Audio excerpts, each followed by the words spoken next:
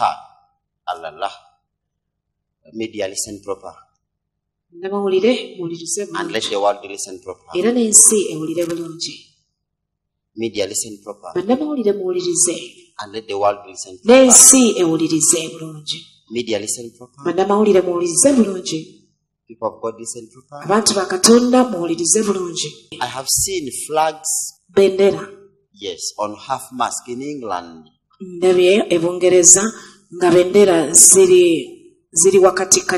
Half mast in England.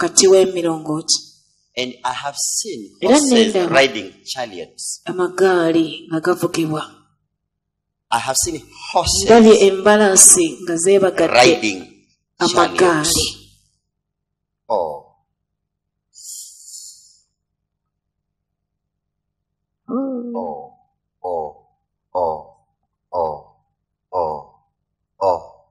I have seen horses.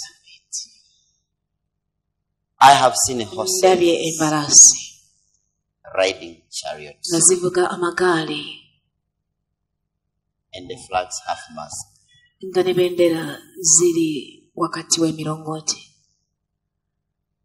Oh. And I have seen the capes of those the royal guards being put here. The royal guards.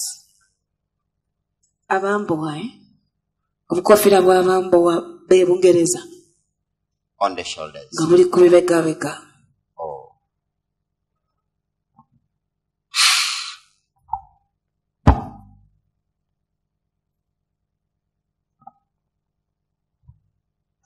May the good Lord have mercy upon them. Have you heard? Have you heard? Have you heard? Have you heard?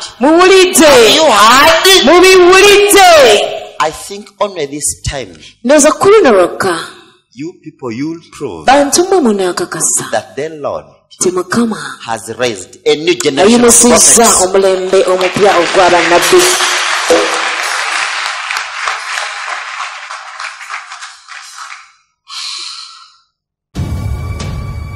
Good evening, and thank you for joining us on this historic Thursday night. The world is mourning Queen Elizabeth II, who died this afternoon at the age of 96, surrounded by family at her summer home in Scotland. Earlier in the day, Buckingham Palace announced that Her Majesty, who ruled over the Commonwealth for a record 70 years, was placed under medical supervision. Her doctors were concerned about her health. Family rushed to her side. In accordance with the royal line of succession, her oldest son, Charles, immediately became king, which puts her grandson, Prince William, next in line to the throne, followed by William's eldest son, 9-year-old Prince George. Just before her death was announced, a double rainbow appeared over Buckingham Palace as a crowd gathered.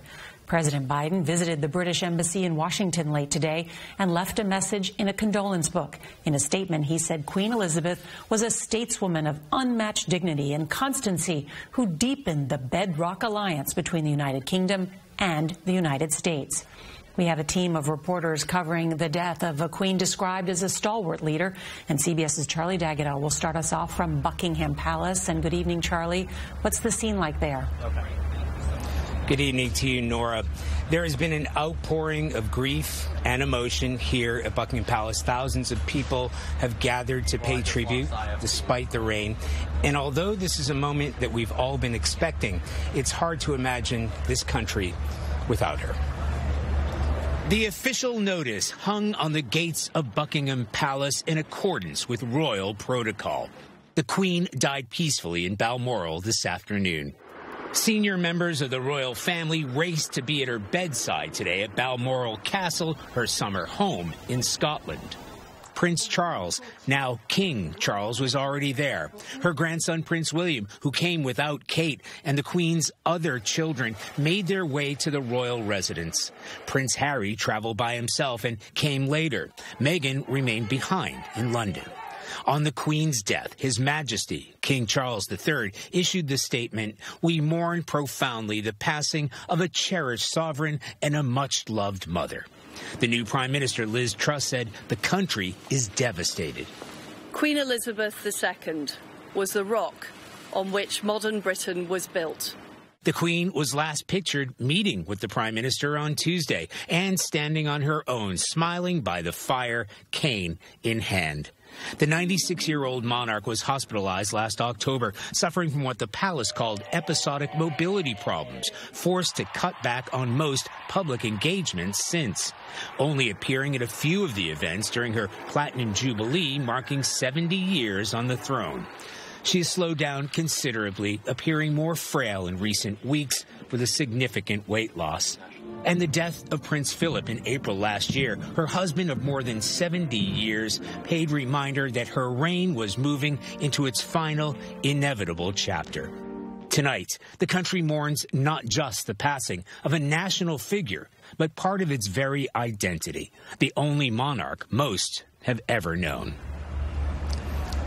Now, the Queen is expected to remain in Scotland through the weekend before she's brought down here. King Charles will make his first televised address tomorrow and finalize the plans for his mother's funeral. Nora? Charlie D'Agata outside Buckingham Palace. Thank you.